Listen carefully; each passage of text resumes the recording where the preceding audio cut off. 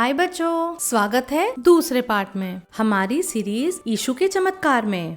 चमत्कार क्या होता है? चमत्कार एक ऐसी अद्भुत अलौकिक घटना है जो आपके साथ हो सकती है परमेश्वर की सामर्थ्य के द्वारा। पिछले हफ्ते हमने आपको सिखाया कि अगर आप चाहते हैं कि चमत्कार आपके साथ हो, आपको एक चीज करनी है, यीशु मसीह की बात को मानना है। हमारा बाइबल मेमोरी वर्स यूहन्ना 2:5 कहता है, जिन्हें आता है वो मेरे साथ बोल सकते हैं, जो कुछ वह तुमसे कहे वही करना। हाँ बच्चों, बहुत ही अच्छे। और हमने देखा कि बहुत सारी कहानियां हैं यीशु मसीह के चमत्कार के, लेकिन वो केवल कहानियां नहीं हैं, ये सारी सच्ची घटनाएं हैं जो हुई है। यीशु मसीह एक जैसे हैं कल, आज और हमेशा के लिए। यीशु मसीह ने जो भी कुछ बाइबल में किया है वो आज हमारे लिए कर सकता है। तो बच्चों, आज ही चमत्कार की आशा रखें। वाओ! सभी मेरे साथ इकट्ठा होकर बोलिए, हम चमत्कार की उम्मीद कर सकते हैं। बिल्कुल सही, हम सभी अपने जीवन में चमत्कार की उम्मीद कर सकते हैं, जैसा पतरस के साथ हुआ था। पतरस ने यीशु के अब तक के सबसे बड़े चमत्कार को अनुभव किया था। तो पतरस के साथ क्या हुआ? तो चलिए हम बाइबल में देखते हैं मत्ती उसका 14 अध्याय के 22 से 33 आयत में। अब एक दिन यीशु ने अपने चेलों को झील के पार अपने से पहले जाने को कहा। वह कुछ समय अकेले बिताना चाहते थे। तब चेले अपनी नाव पर चढ़ गए। जब वे झील के आधे रास्ते में थे, तभी आकाश में अंधेरा छा गया। तब बहुत तेज आंधी तूफान चल रहे थे और लहरें नाव से टकरा रही थी और वे तूफान के बीचों बीच थे। सभी चेले घबराने लगे। अरे नहीं, अब हम क्या करेंगे? क्या हम डूब जाएंगे? उसी बीच उन्हें सामने से कोई मनुष्य जैसा आता हुआ दिखा। जैसे जैसे वो उनके पास आ रहा था, वो और भी ज्यादा घबराने लगे। अरे नहीं, ये तो भूत है, ये भूत है, हम डूब रहे हैं, सामने भूत है। वो बहुत ज्यादा डर गए थे। तभी उन्होंने किसी को शांत आवाज में बोलते हुए सुना, हिम्मत रखो और मत डरो, यह मैं हूँ। वह यीशु था। वो यीशु था जो उनकी ओर पानी में चलता हुआ आ रहा था। तब पतरस ने उनसे कहा, प्रभु, यदि यह आप हो तो मुझे पानी पर चलकर अपने पास आने की आज्ञा दो, बिल्कुल अपनी तरह। तब यीशु ने पतरस से कहा, पतरस चला आ, पतरस चला आ। पतरस ने विश्वास के साथ अपना पहला कदम नाव से निकालकर पानी की तरफ बढ़ाया और जब उसने पानी पर कदम रखा, वह डूबा नहीं। और जब उसने अपना दूसरा कदम आगे बढ़ाया, तब उसके दोनों पैर पानी पर थे, पर वह फिर भी नहीं डूबा। वाओ! वो एक चमत्कार था और पतरस निडर हो गया। उसने अपना पहला कदम बढ़ाया, दूसरा बढ़ाया, तीसरा बढ़ाया और पानी पर चलता हुआ यीशु की ओर बढ़ा। परंतु जब उसी समय पतरस ने अपने चारों ओर नजर डाली, बहुत तेज आंधी तूफान चलने लगी।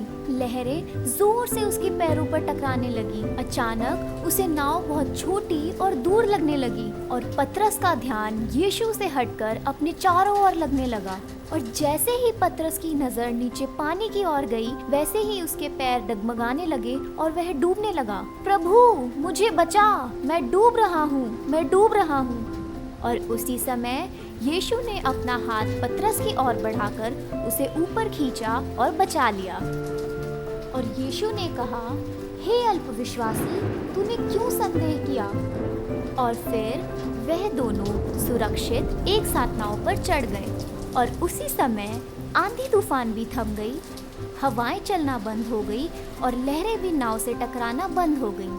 और फिर से सब कुछ पहले की तरह शांत और स्थिर हो गया। वाओ! कितना अद्भुत चमत्कार किया यीशु ने, है ना? लेकिन यहाँ हम एक जरूरी बात सीखते हैं पतरस से। उसने चमत्कार को तब अनुभव किया जब उसका ध्यान सिर्फ यीशु पर था। परंतु जैसे ही उसका ध्यान भटका और जैसे ही उसने नीचे पानी पर और अपने चारों ओर नजर डाली, पतरस डूबने लगा।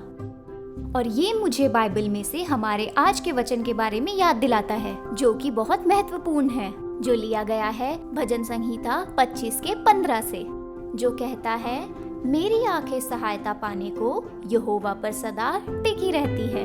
क्या आप मेरे साथ ये बोल सकते हैं 3 की गिनती में? 1, 2, 3। मेरी आंखें सहायता पाने को यहोवा पर सदा टिकी रहती है। बिल्कुल सही, यीशु मसीह जरूरत के समय में हमेशा हमारी मदद कर सकते हैं। मुझे आज भी याद है जब मैं छोटी थी और प्राइमरी स्कूल जाया करती थी, मुझे अस्थमा की बीमारी थी और काफी बार रात में मुझे सांस लेने में दिक्कत होती थी और बेचैनी होती थी और मैं परमेश्वर को पुकारती थी, प्रभु मुझे सांस नहीं आ रही, मुझे सांस नहीं आ रही, मैं मरना नहीं चाहती, और मैं पूरी रात सो नहीं पाती थी। फिर एक समय था जब मैंने परमेश्वर से कहा, प्रभु मैं इस बीमारी के साथ अपने जीवन में आगे बढ़ना नहीं चाहती, मुझे ऐसी रातें बिल्कुल नहीं चाहिए जहाँ मुझे सांस लेने में बेचैनी हो रही हो। और आप जानते हैं क्या, जब मैंने अपना ध्यान परमेश्वर पर डाला, उन्होंने मेरे जीवन में एक चंगाई का चमत्कार किया। और जब मैं 16 साल की हो गई, उसके बाद से एक बार भी अस्थमा की बीमारी मेरे जीवन में वापस नहीं आई। परमेश्वर भला परमेश्वर है, वही है जो हमारे जीवन में चमत्कार कर सकते हैं। तो याद रखें बच्चों, अपनी नजरें परमेश्वर पर लगाए रखें। मैं चमत्कार की आशा कैसे कर सकती हूँ? आपको यीशु पर ध्यान लगाना है। बच्चों, इस चित्र को ध्यान से देखें जो मेरे पास यहाँ है। यह कहता है कि इसमें एक खजाना छुपा है। क्या आपको कोई खजाना दिख रहा है? मुझे इस चित्र में बहुत गड़बड़ी दिख रही है।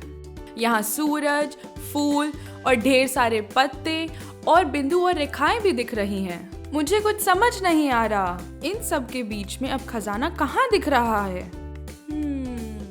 ओह, मुझे ऊपर की ओर एक निर्देश दिख रहा है और ये कहता है कि खजाने को ढूंढने के लिए बिंदुओं पर रंग भरे। ठीक है, तो मुझे बिंदुओं पर ध्यान देना है और इनमें रंग भरना है। चलो करते हैं।